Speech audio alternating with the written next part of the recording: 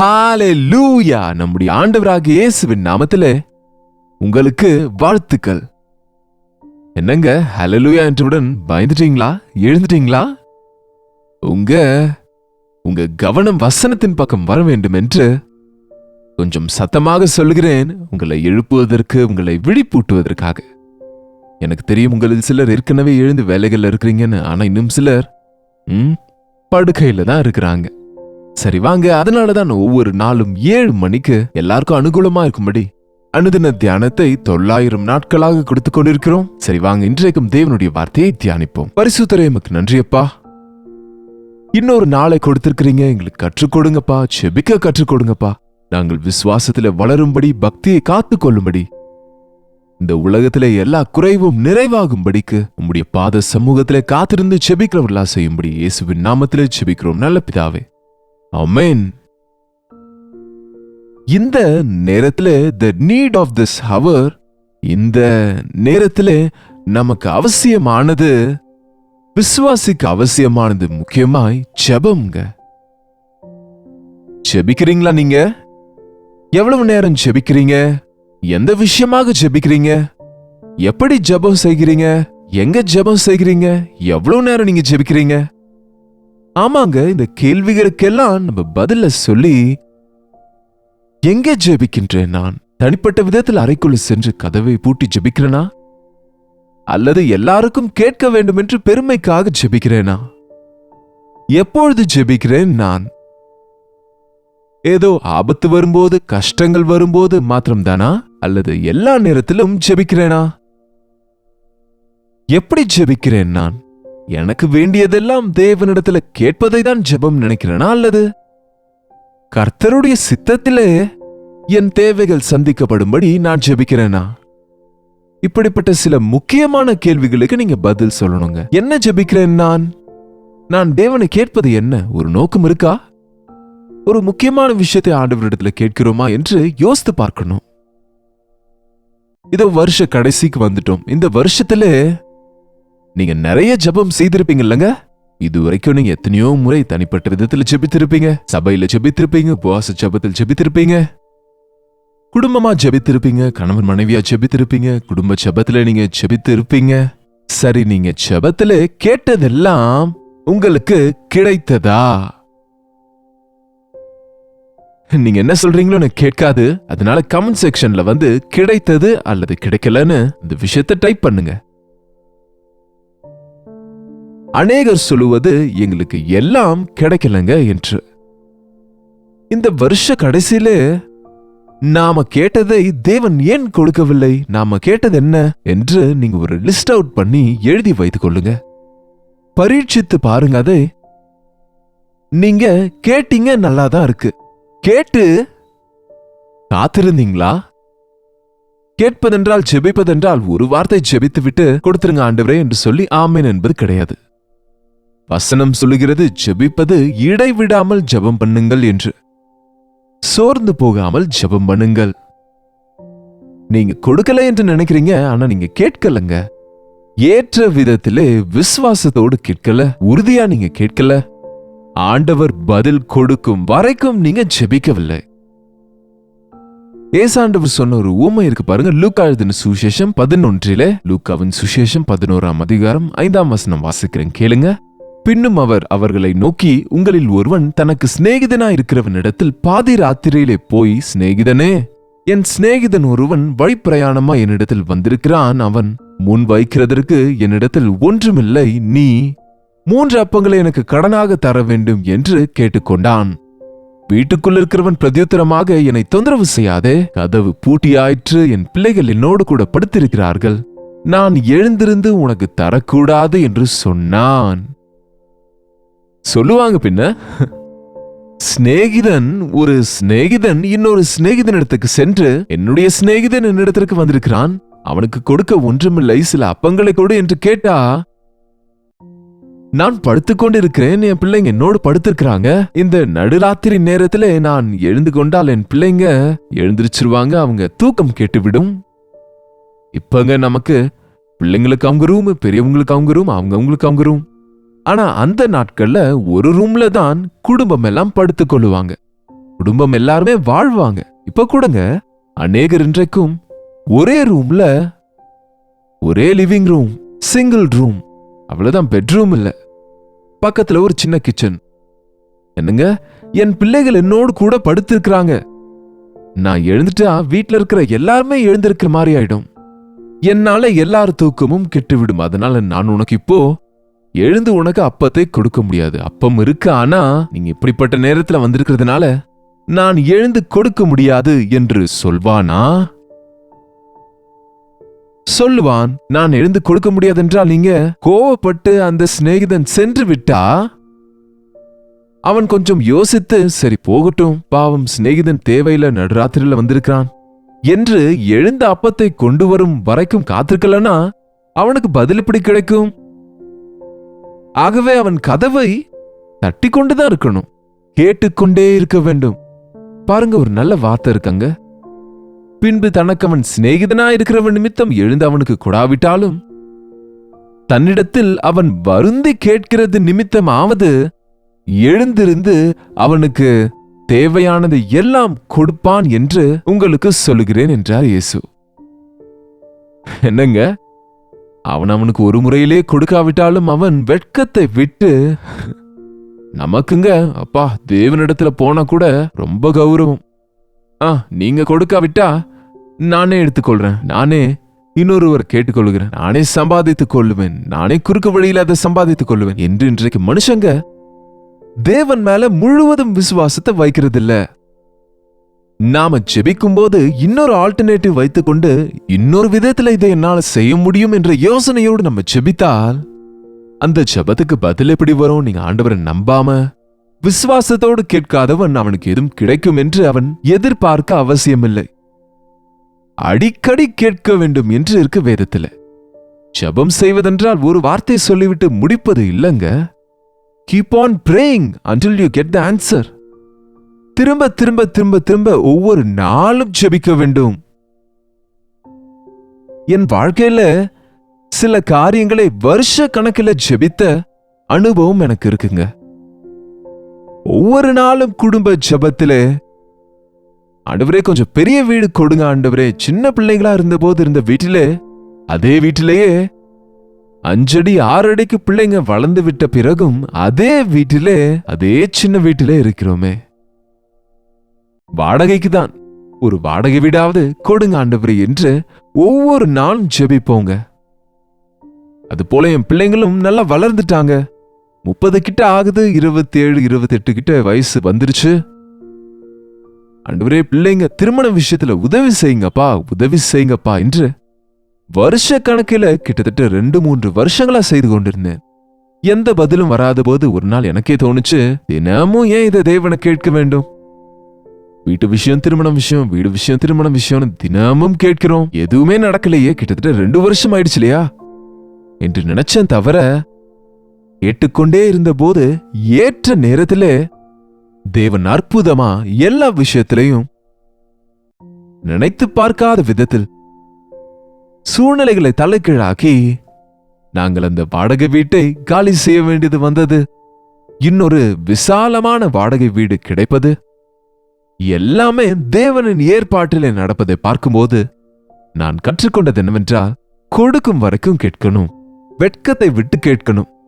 வெக்கமில்லையா உனக்கு இத்தனை முறை கேட்கிற என்று சொன்னா கூட, வெட்கமில்ல ஐயா, நீங்க கொடுங்கப்பா, உங்களை விட்டா எனக்கு வேற வழி இல்லை என்று கேட்கலாம்ல அவரை. தேவனிடத்துல சென்று நீங்க ஜெபிக்கும் போது, நீங்க கொடுக்காவிட்டா நான் உங்களை விட்டு விடுவேன், நான் உங்களை நம்ப மாட்டேன், நீங்க தேவனே இல்ல என்பது போல உங்களில் அநேகர் நீங்க இதற்கு முன்பே இப்படியாக நினைச்சிருப்பீங்க. கேட்டதை திரும்பவும் கேளுங்க, அங்க எழுதியிருக்கு பாருங்க. அது போல நீங்களும் கேளுங்கள், உங்களுக்கு கொடுக்கப்படும், தேடுங்கள் கண்டடைவீர்கள், தட்டுங்கள் திறக்கப்படும். இதற்கு கிரேக்கத்திலே ஒரிஜினல் மொழியிலே என்ன அர்த்தம் வருகிறது என்றால், கேட்டுக்கொண்டே இருங்கள் உங்களுக்கு கொடுக்கப்படும், தேடிக்கொண்டே இருங்கள் நீங்கள் கண்டடைவீர்கள், தட்டிக்கொண்டே இருங்கள் உங்களுக்கு திறக்கப்படும். தட்டிட்டு போயிடுறதில்ல, தட்டிக்கொண்டே இருங்க திறக்கிற வரைக்கும். கேட்டுட்டு விட்டு விடுவதில்ல, கேட்டுக்கொண்டே இருங்க தேவன் உங்களுக்கு இறங்கும் வரைக்கும். தேடு தேடு தேடு. வெள்ளியை தேடுவது போல, தங்கத்தை தேடுவது போல. எங்க தேடுவீங்க வெள்ளியும் தங்கமும்? தங்க கடையில தேடுவீங்களோ என்னமோ. தங்க சுரங்கங்கள். நான் கேஜிஎஃப்ல ஊழியத்துக்கு சென்றதுண்டு, கோலார் கோல்டு ஃபீல்டு. நான் நினைச்சேன் கோலார் கோல்டு ஃபீல்டு என்றால் அங்க அப்படியே தங்க சுரங்கங்கள் இருக்கும் என்று நினைத்தேன். கடைசியில் அங்க போய் பார்த்தா எனக்கு ஆச்சரியமா இருந்தது. அதெல்லாம் நிலக்கரி சுரங்கங்கள். அந்த நிலக்கரியின் கீழே தோண்டுகிறாங்க. ஆழமா தோண்டினால் நிலக்கரியில மின் என்று சின்ன சின்ன துகள்கள் சில கிடைக்குமாங்க. அதுல கொஞ்சம் தான் இருக்கும். இவ்வளவு பெரிய நிலக்கரியை நீங்க எடுத்தால் அதுல கொஞ்சம் கிடைக்கும். ஆகவே அதை தோண்டி கொண்டே இருந்தால் தோண்ட தோண்ட அதை பரீட்சித்து பார்த்து அதை பியூரிஃபை செய்தால் அதிலிருந்து தங்கம் கிடைக்கும். நாம தேவன் நமக்கு டக்குன்னு எல்லாமே ரெடிமேடா கொடுக்க வேண்டும் என்று நினைக்கிறோம் தவிர, நீங்க கேட்டவைகளை தேவன் உங்களுக்கு ஆயத்தப்படுத்துவாரு. ஏற்ற காலத்திலே உங்களை திருப்தி ஆக்குவார். கேட்டுக்கொண்டே இருங்க, தட்டிக்கொண்டே இருங்க, தேடிக்கொண்டே இருங்க.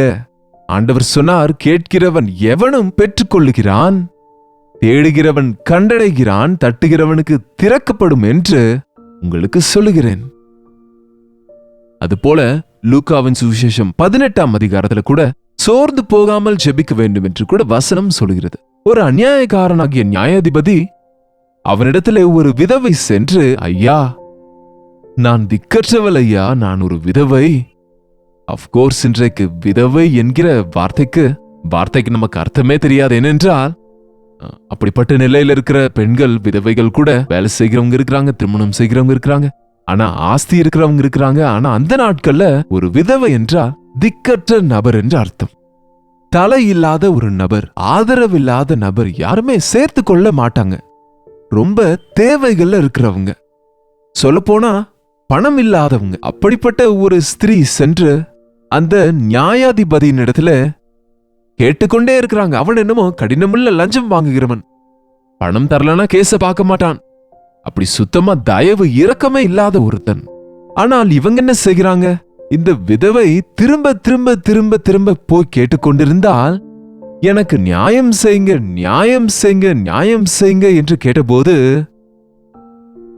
4ஆம் வசனம், லூக்கா 18:4 வசனத்துல, வெகு நாள் வரைக்கும் அவனுக்கு மனதில்லாது இருந்தது. பின்பு அவன், நான் தேவனுக்கு பயப்படாமலும் மனுஷரை மதியாமல் இருந்தும் இந்த விதவையனை எப்பொழுதும் தொந்தரவு செய்கிறபடியினால் இவள் அடிக்கடி வந்து என்னை அலட்டாதபடி இவளுக்கு நியாயம் செய்ய வேண்டும் என்று நினைத்தான். அடிக்கடி வந்து கேட்டுக்கொண்டே இருக்கிறதுனால, நான் எந்த மனுஷரையும் மதிக்காவிட்டாலும் எந்த தேவனுக்கும் பயப்படாவிட்டாலும் இவள் என்னை தொந்தரவு செய்கிறதுனாலே இவளுக்கு நான் நியாயம் செய்வேன். திக்கற்ற நிலைமையில இருக்கிற நாம தேவனே வழி என்று அடிக்கடிக்கு அவருக்கே சொன்னால், அவரையே கேட்டால், அவரையே வேண்டிக் கொண்டால், நம்மீது இரக்கம் செய்கிற தேவன் நமக்கு உதவி செய்வாருங்க. சிநேகிதன் யார் வீட்டுக்கு சென்றான்? உறவினர் வீட்டுக்கு இல்ல. அந்த சிநேகிதன் இன்னொரு சிநேகிதன் வீட்டுக்கு சென்றான், இன்னொரு சிநேகிதனுக்காக போனான். அந்த சிநேகிதன் இறக்கப்பட்டு இந்த சிநேகிதனுக்கு முடியாத சூழ்நிலை இருந்த போதும் எழுந்து அப்பத்தை கொடுத்தது போல நம் சிநேகிதன் யாருங்க? நம் ஆண்டவராக இயேசு கிறிஸ்து. உண்மையான சிநேகிதன் இருந்தார், அவர் எப்பொழுதும் நம்மை நேசிப்பார். இனி உங்களை ஊழியர்கள் என்று அல்ல, சிநேகிதர் என்று அழைப்பேன் ஆண்டவர் சொன்னார்ல. ஆண்டவர் இடத்துல தயக்கம் இல்லாமல் ஒரு சிநேகிதனிடத்துல போவது போல போய், பெரிய ஈகோ நடுவுல வராம வெட்கத்தை விட்டு கேட்பது கூட மனுஷங்களை கேட்காதீங்க. ஆனா தேவனிடத்துல கதி இல்லாத நேரத்துல ஆண்டவருடைய பாதங்களை பிடித்துக் கொள்ளுங்க. நிச்சயமா தேவன் உதவி செய்வார். நான் திக்கற்றவள், நான் ஒரு விதவை, யாரும் உதவி செய்யாதவள், எனக்கு நீரே உதவணும்னு அந்த மனப்பான்மையோடு ஆண்டவரை நம்ம கேட்டா நிச்சயமா நமக்கு பதில் கொடுப்பாருங்க. இந்த வருஷத்துல நீங்க ஜெபங்களுக்கு பதில் வரலன்னு சொல்றீங்களா? அது இந்த வருஷ கடைசியில உறுதியா நீங்க விடாம இந்த கொஞ்ச நாட்கள் ஜெபித்து பாருங்க. புதிய வருஷத்துக்குள்ள செல்லுவதற்கு முன்பு உங்க ஒவ்வொரு ஜெபத்துக்கும் தேவன் நிச்சயமா பதில் கொடுப்பாருங்க. சிலது நோ சொல்லலாம், ஆனா நிச்சயமா உங்க ஜெபத்துக்கு பதில் கொடுப்பாரு. உங்க மனது நீங்க நோ என்று சொல்ல அவசியம் இல்லாம, நீங்க கொடுக்கல என்ற மனப்பான்மை இல்லாம, நீங்க அடிக்கடி ஆண்டவரை கேட்கும் பொழுது எதற்கு உங்களுக்கு அவர் கொடுக்கவில்லை என்கிற பதிலையும் அவர் உங்களுக்கு தெரியப்படுத்துவார்.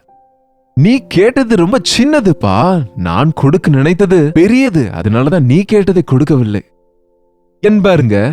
நிச்சயமா நம்ம கேட்பது கொஞ்சமா இருந்தால் அவர் கொடுப்பது அதிகமா, நாம கேட்பதும் நினைப்பதை பார்க்கிலும் அதிகமாக கொடுக்கிறவர். இந்த வருஷத்துல உங்களுக்கு எந்த விஷயத்துல பதில் கிடைக்கல, அந்த விஷயத்தை ஜெபிங்க. இன்றைக்கு புதன்கிழமை, இன்றைக்கு ஒரு விசேஷமான ஒரு உபவாச கூட்டம் கல்வாரி சபையில இருக்கு. நீங்க கூட இருக்கிற இடத்துல இருந்து எங்களோடு சேர்ந்து ஜெபிக்கலாம். முக்கியமா எத்தனையோ வருஷமாய் கேட்டுக்கொண்டிருந்தாலும் கிடைக்காத காரியங்கள்ல இருந்து, தேவைகள்ல இருந்து ஆண்டவர் நமக்கு இன்றைக்கு ஒரு பிரேக் த்ரூ, ஒரு விடுதலை கொடுக்கும்படி உறுதியோடு ஜெபிக்க போகிறோம். நீங்களும் விசுவாசத்தோடு ஜெபிங்க. ஒருவேளை அது கர்ப்பக்கனியா இருக்கலாம், ஒருவேளை திருமண விஷயங்களா, பொருளாதார நெருக்கடியா, ஒருவேளை வேலையா, ஒருவேளை பாவத்தின் மீது வெற்றியா, ஒருவேளை உங்க வாழ்க்கையில இருக்கிற எந்த குறைவோ தேவையோ, உங்க சொந்த முயற்சினால வெளியே வர முடியாத சிக்கலோ கட்டுகளோ, இன்றைக்கு உறுதியாக ஜெபிப்போம். நீர் என்னை ஆசீர்வதித்தால் ஒழிய உம்மை போக விடேன் என்ற போராடிய யாக்கோபை போல நம்ம போராடினால் எப்போதுக்கப்போது தேவனிடத்திலிருந்து நாம பதில்களை பெற்றுக்கொள்வோம். ஜெபிப்போம். பரிசுத்தரே, அன்புள்ள தகப்பனே, கேளுங்கள், கேட்டுக்கொண்டே இருங்கள், தேடுங்கள், தேடிக்கொண்டே இருங்கள், தட்டுங்கள், தட்டிக்கொண்டே இருங்கள் என்று உம்முடைய வசனம் சொல்லுகிறதே.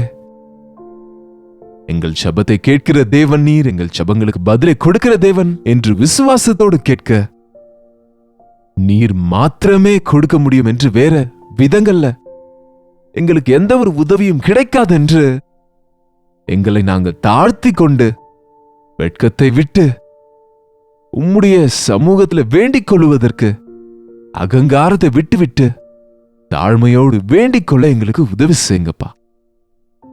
உம்மை தொந்தரவு செய்யும்படிக்கு, உமக்கு வேண்டிக் கொள்ளும்படிக்கு இடைவிடாத ஜெபத்தை எங்கள் ஒவ்வொருவருக்கும் கற்றுக் கொடுத்து இந்த வருஷ கடைசியில யார் யார் வாழ்க்கையில என்னென்ன தடைகள் இருக்கிறதோ, எந்தெந்த ஜெபங்களுக்கு பதில் வரவில்லையோ அவைகளை பெற்றுக் கொள்ளும்படிக்கு, பரிசுத்த ஆவியின் காரியங்களை செய்யும்படிக்கு இயேசுவின் நாமத்திலே ஜெபிக்கிறோம் பிதாவே, ஆமென்.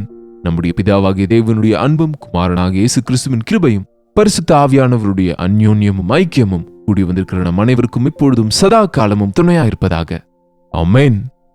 எஸ், நீங்க ஜெபிங்க. உங்களுக்காக ஜெபிக்க நாங்களும் ஆயத்தம். உங்க ஜெப குறிப்புகளை, பாரங்களை 8939801234 என்கிற எண்ணிற்கு ஒரு டெக்ஸ்ட் அல்லது வாய்ஸ் மெசேஜ் மூலமா, வாட்ஸ்அப் மூலமாக எங்களுக்கு தெரியப்படுத்துங்க.